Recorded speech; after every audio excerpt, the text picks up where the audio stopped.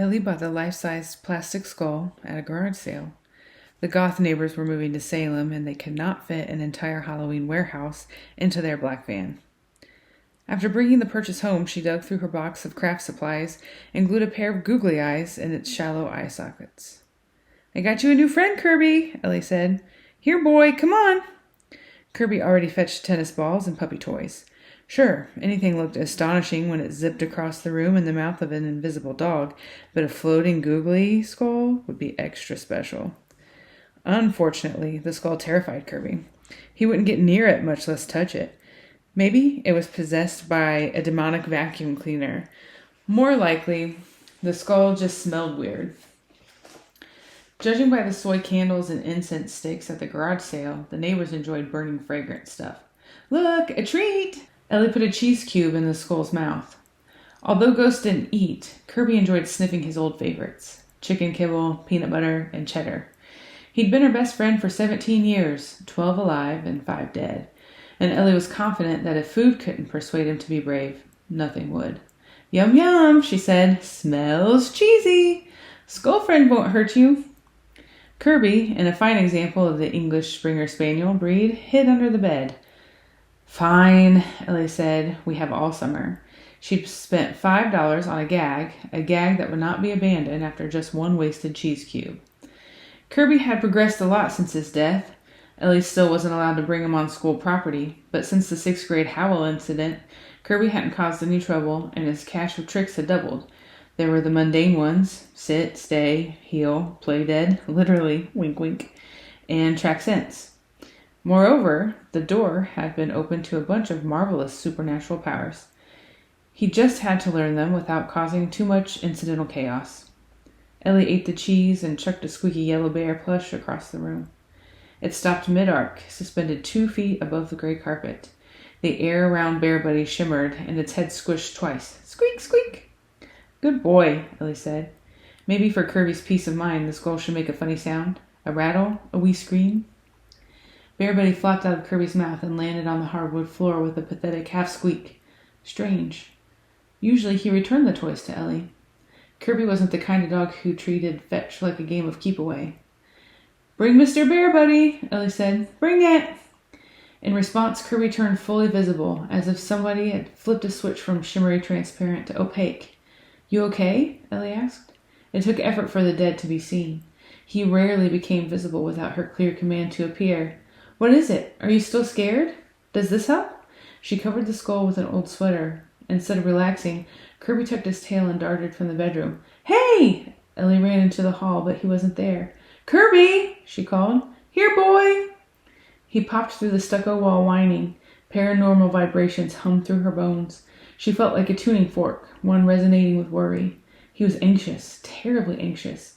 Why? The skull? No, he couldn't see that ridiculous thing anymore. When Ellie's grandfather had a heart attack, Kirby threw a fit as if he could sense Grandpa's pain. Maybe, to ghost dogs, emotions resembled radio signals, and the signals were strong when they belonged to a loved one. Could somebody be in pain? Somebody Kirby knew? Ellie's parents were at the movies with their phones turned off, sitting in that dark theater, enjoying a rare but treasured date night. Would it also be their last? No. Welcome to Reading Rural YAL, where we talk about all things rural YA literature and to the rural authors who write it. I'm your host, Dr. Shay Parton, and I'm excited to talk to you about today's topic at hand. If you're a teacher, student, or community member in a rural community, my hope is that the content here honors you and your experiences by discussing and analyzing books that can serve as a mirror for you. If you're an urban or suburban teacher, student, or community member, this series is for you too, and I hope that it can provide nuance to the stereotypical depictions of rural people so often seen in popular media. So come on in, and let's get to it.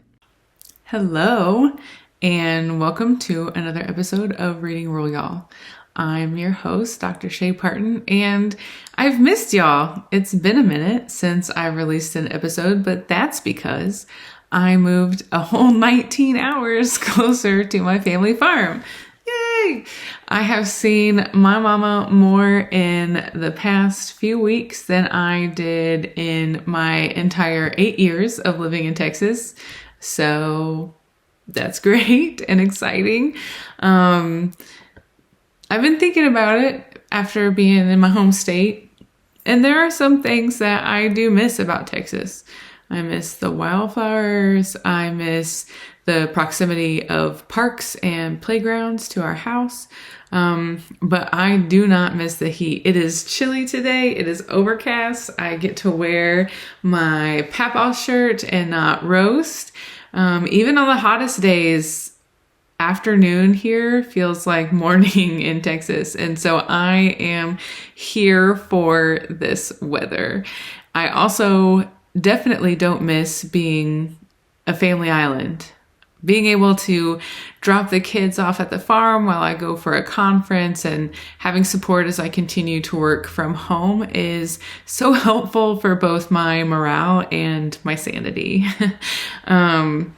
So in the spirit of new things, there are several things new to report other than the move.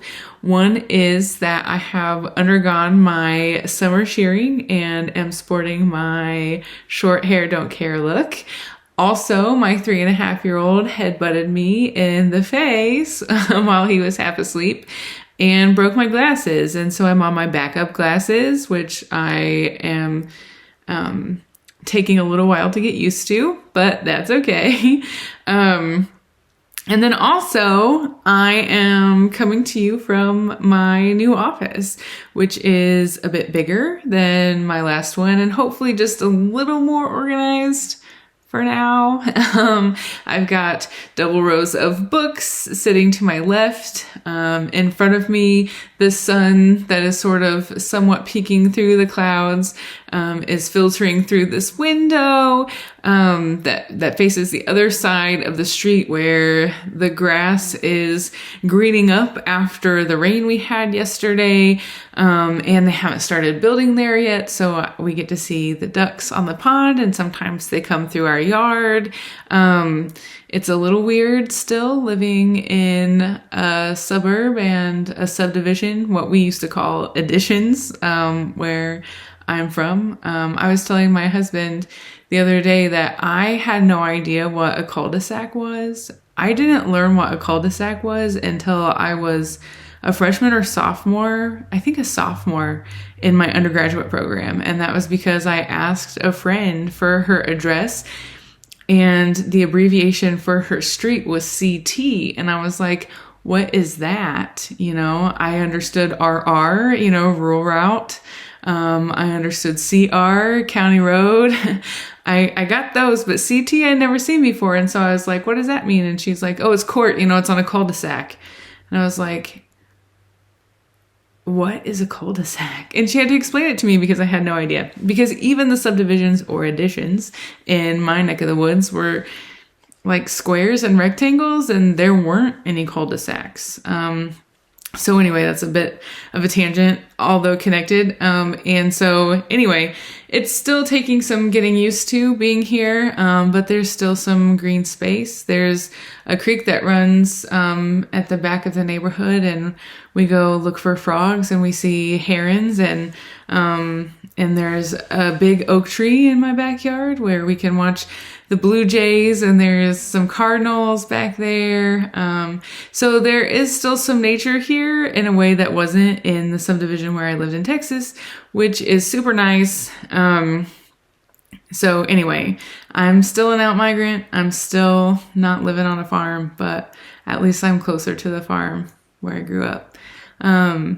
The wall behind me is my bookshelf full of Whippoorwill Award winners and current nominees, and a featured spot for my own book, Country Teachers in City Schools, with even more room to add more great books. There is art from former students.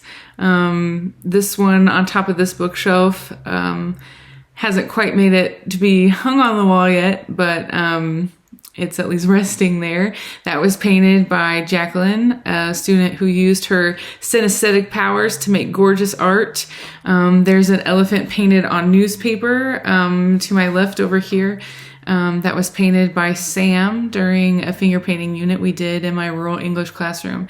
And there's also a surrealist piece on identity, painted by Dustin, another former high school student, in his art class. And all of it is beautiful and priceless. And I'm so glad that I can feature it in this office in a way I wasn't able to in my last one. And of course, there's my record cabinet and my record player. And I've got all of my records over here. Like, I'm starting to make this place feel as much like home as it can be. And I am glad that y'all are here to experience that with me. I've got wood floors under my feet instead of carpet, and I've got textured ceilings overhead. I'm not sure what that's going to do to the sound on these recordings, but we'll see, and we'll make it work. And I am just so excited to put this episode in this new space out in the world. And so we're gonna, in the sense of this newness, in the spirit of this newness, there are some other new things that are going to be coming to Reading Rural YAL. So some of those are going to be episode length and number related. So due to some changes in nap schedules and being as school is out for the summer, I'm going to make some changes to the format of this podcast. Rather than bombard y'all with 3 to 4 episodes a month, I'm going to include all of those parts into 2 episodes. So I'll release those monthly. The first part will be the summary, reading of first pages, and analysis. All of those will be combined. And then the teaching ideas, all of those are going to be combined into one episode. And then the author talk will be another episode. We'll see how it goes. And if we need to, I can move it back to the old format. But I'm hoping that with having less time to record, that this format will work better. So we'll see. Another thing I realized was that I began Literacy in Place 2 years ago and started Reading Rural YAL to pair with it. So we are coming up on our 2-year anniversary, which is fantastic. And so we're going to call this we're going to call this season 3. So I'm excited for it, and I'm looking forward to the many wonderful books and conversations that are sure to come. And now we are going to move on to the contents of this month's first episode. Season 3, episode 1, y'all. I am here for it, and I am so excited. And being close to family, in honor of that, it's fitting that I round off the episodes about last cycle's Whippoorwill Award winners and the first episode of this new season with a book that's all about family, and that is Darcie Little Badger's Elatsoe. Elatsoe takes place in America much like this one. The characters, especially the main character, Ellie, experience and grapple with things that we do as everyday people. But in Ellie's US, we can see how magic, monsters, generational ancestral knowledge and stories and legends, both indigenous and not, have shaped the world. While some folks can make orbs of light appear or travel across the world via networks of fungi, Ellie can raise the ghosts of dead animals and dead people, which is a skill that was passed to her through generations of her Lipan Apache family. A cousin she was really close to is murdered in a strange Texas town, and he charges her cousin, charges Ellie with finding his murder and bringing that murderer to justice. So Ellie, her family, and her best friend Jay work together to do just that under the watchful eyes of this small town called Willoughby. The book weaves together the stories of Ellie's family's past and their present in a really gripping way that invites readers to explore connections between layered rural identities like rural, indigenous, queer, all of those layered identities that make up the intersectionality that are rural people. And if readers are anything like me, It'll find them turning pages late into the night. And one example of these identities and the way that this book invites readers to think about them, Ellie describes her plan to never have kids because she's asexual to her cousin Trevor's widow, Lenore, saying that she could teach their child, Trevor and Lenore's child, how to wake the dead when they got old enough. And Lenore resists this, saying that death is a good natural endpoint and that she doesn't want her children to know these secrets. We learn, according to Ellie's mother, who was a library of family knowledge, including gossip, that was a common point of contention between Lenore and Trevor. Lenore, who was a mix of Spanish and unknown ancestry, wasn't native, but Trevor figured marriage could change that. After all, their children would be Lipan. And culture was the most important part of belonging. That's what he always said. But Lenore had her own culture, her own experiences. It was one of those complex, deeply personal matters of identity with no one-size-fits-all answer.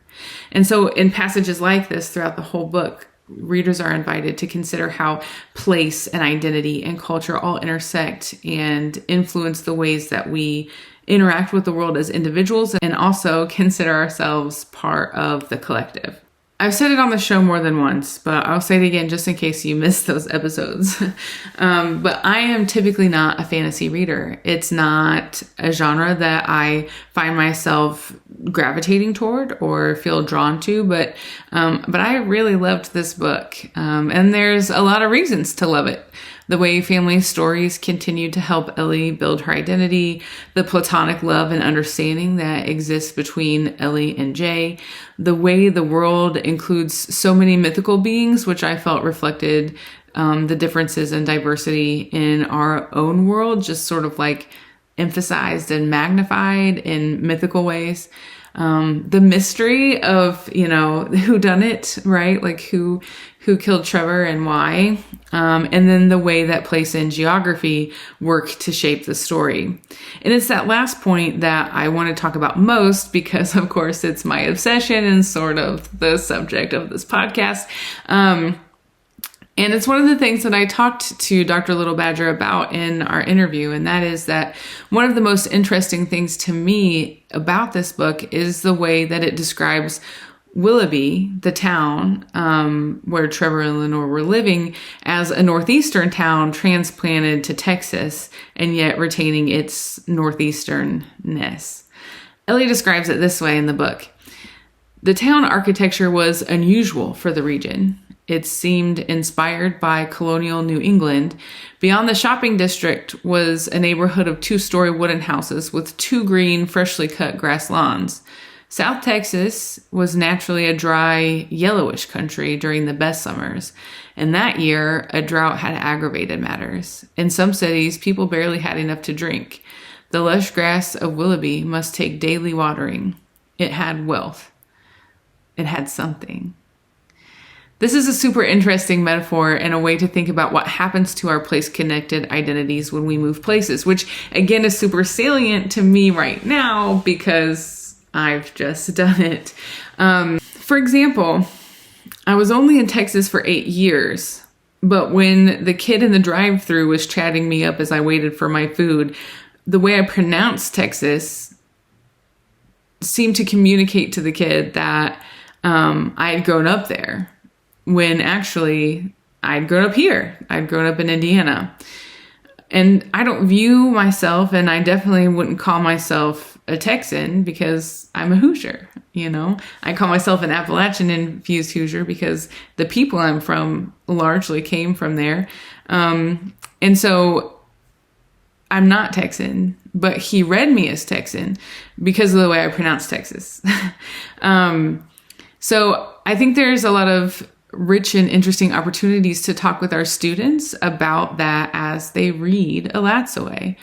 What does it mean to be from a place?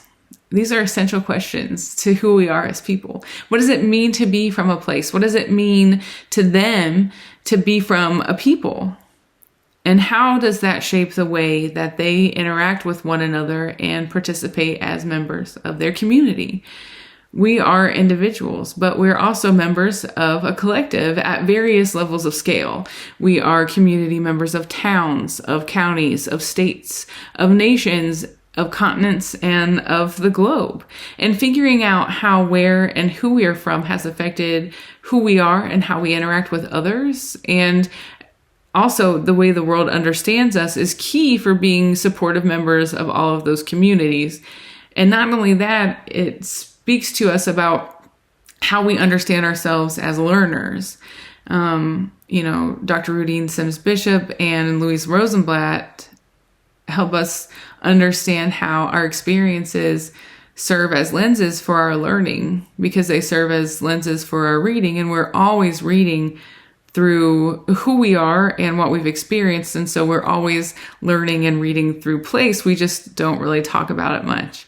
And so if I were to teach this book, that's definitely one of the focal points I would try to hit in a unit that I would do that included this book. The other one would be to ask students about the oral histories and traditions and stories that exist in their families.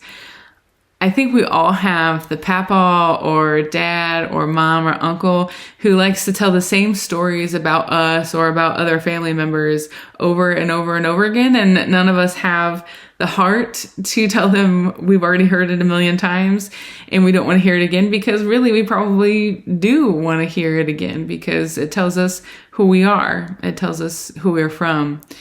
And so a lot of those stories don't get written down and can be lost to the years. So I'd invite students to think of one of those stories and maybe have the teller tell it as they write it down.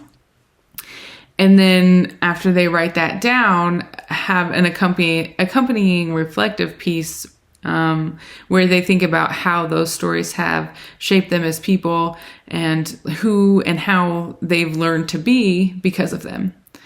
That's been a huge personal boon for me through the work that I've been doing, is to learn more about my family and about myself by considering how the stories that were told around campfires in between, dueling banjos and guitar playing,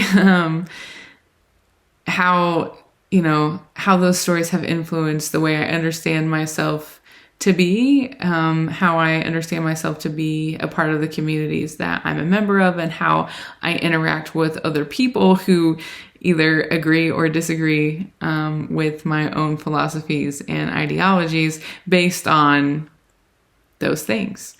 So I think that it would be really good for students to be able to experience that too, because I never had the opportunity to consider those things and was never encouraged to, even in my programs. Like, the reason I took up this work is because I was personally interested in it and not because anybody offered me the opportunity to think about it, really. So anyway, that would also be a huge part of a unit that I would teach, that I would use to teach this book. But honestly, those things could be used to teach any number of books that are on the Literacy in Place book list, because it seems like they're always there in the rural books that I read. And I think that's probably a function of the culture of the people who are writing them, since most of the people who have written these rural books are also rural connected themselves and sort of understand rural culture in a way that it makes it in there, whether they intend for it to or not. So anyway, asking students to think about, who and where they're from and what that means for how they are and who they are as people. And then also asking them to pay close attention to the folk ways and folk stories of their families, and getting those down on paper and reflecting on how those stories have affected who they consider themselves to be. Those would be two major things that I would include in a unit that, featured this book. And I think one of my favorite things about Elatsoe is the way that it showcases and highlights the way that where and who we're from shape us, even when we don't stay put.